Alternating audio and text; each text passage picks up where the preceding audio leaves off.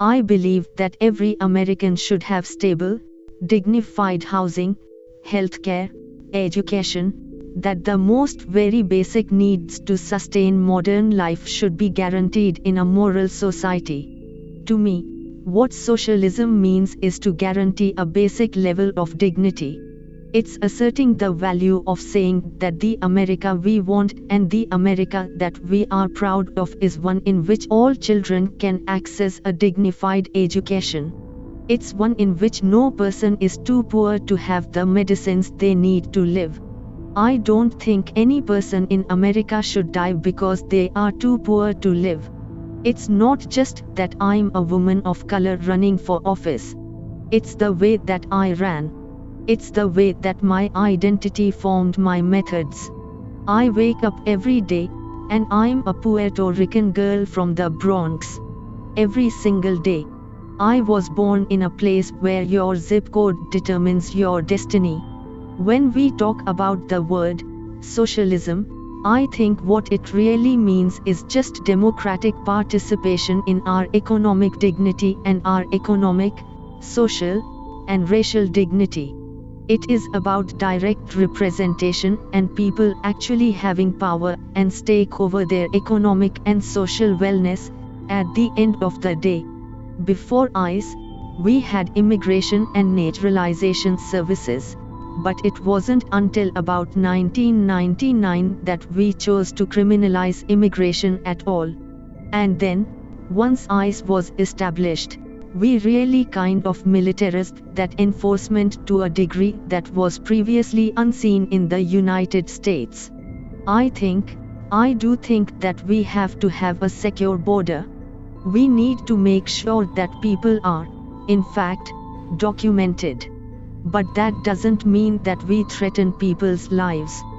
For me, democratic socialism is about, really, the value for me is that I believe that in a modern, moral, and wealthy society, no person in America should be too poor to live. I was nominated at first by a group called Justice Democrats. They were trying to essentially field non-corporate candidates in the 2018 midterm election. They were looking for people with a history of community service, and my name had come across their desk, and they called. Not all Democrats are the same. We know enough to reject the stereotype that people in the Midwest do not care about their brothers and sisters. I started my campaign out of a Trader Joe's bag with a bunch of printed palm cards and an idea. I was born to a dad who was born in the South Bronx while the Bronx was burning, while landlords were committing arson to their own buildings. It's really scary, or it's easy to generate fear around an idea or around an ISM when you don't provide any substance to it. We have to have a diversity of age represented in Congress, too. I think there's a weapon of cynicism to say, protest doesn't work. Organizing doesn't work. Y'all are a bunch of hippies.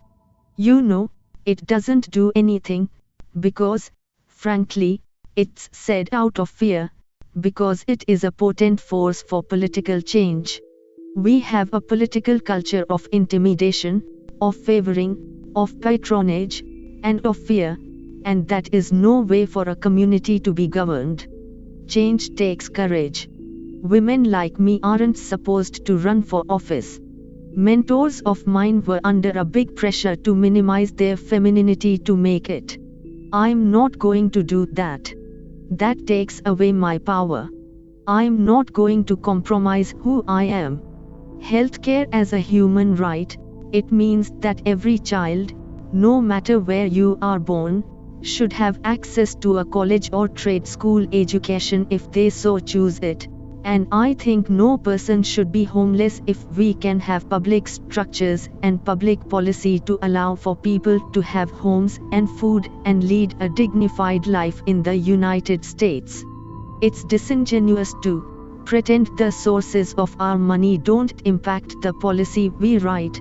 You just can't serve two masters.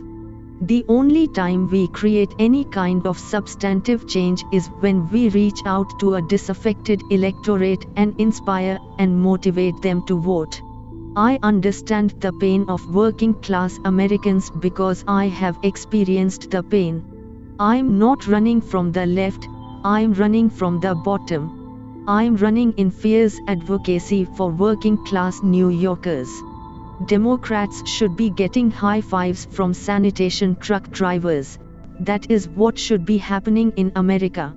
If you are differently abled, if you are a person of color, if you express your identity in a way that's different from the norm, for whatever reason, there's an implicit bias where people, frankly, sometimes take you less seriously.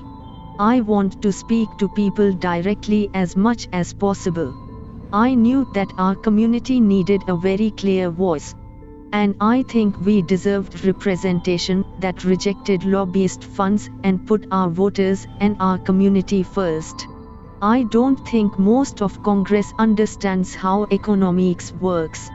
What the Bronx and Queens needs is Medicare for all, tuition-free public college, a federal jobs guarantee, and criminal justice reform.